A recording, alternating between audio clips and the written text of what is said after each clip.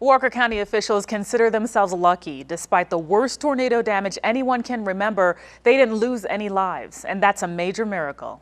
So again, we're still talking about over towards the Hinkles community, getting into Flintstone. We're having a radar image there right before your eyes here.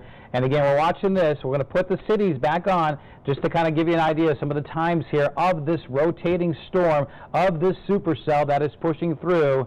I believe we're getting reports that a tornado has been reported to Chickamauga Valley heading through Flintstone, is that correct? And there's widespread damage as well. And we've had several of these tornado warnings throughout the afternoon. Except for the twirling of the tops of the trees. And as they started falling all over the car and all over everywhere, I didn't see how I would possibly survive it. But when it passed, and that was pretty quick, looked around and there were trees all around and cables all around, but that we were alive, and I thank the Lord. This is one of around half a dozen homes in Walker County's Eagle Landing subdivision, seriously damaged when the third round of storms roared through the area around 6 p.m. An apparent tornado tore it off its foundation. It's just a complete disaster here. I've lived here most of my life, and I don't recall seeing anything quite this severe with storm related. The homeowner next door tells me his neighbors ran down the stairs as the roof tore off, and amazingly they got out okay. He remembers the moment the suspected twister hit. We got down in the basement, things started smashing into the house, and but going down the stairs, the air pressure changed, windows are blowing out in the house.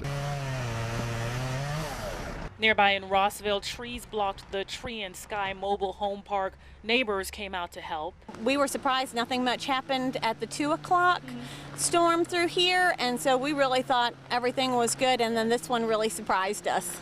She thinks a tornado hit her neighborhood on Lytle Road, snapping and uprooting trees.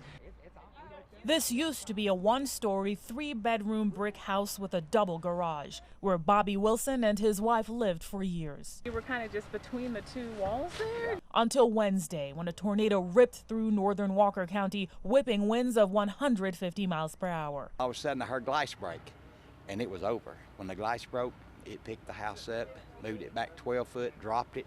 It dropped on his foot, trapping him for a while, but both he and his wife walked out alive with only cuts and scrapes. I've been telling it everywhere I go, all day long, everywhere I've been. I've just been telling them what God done, because He did it. The Wilsons' home lie among some 50 destroyed in Walker County. Around 500 got damaged, more than 100 severely. On the third day after the storm, homeowners chipped away at the massive cleanup and recovery effort ahead, with help from the county and plenty of volunteers.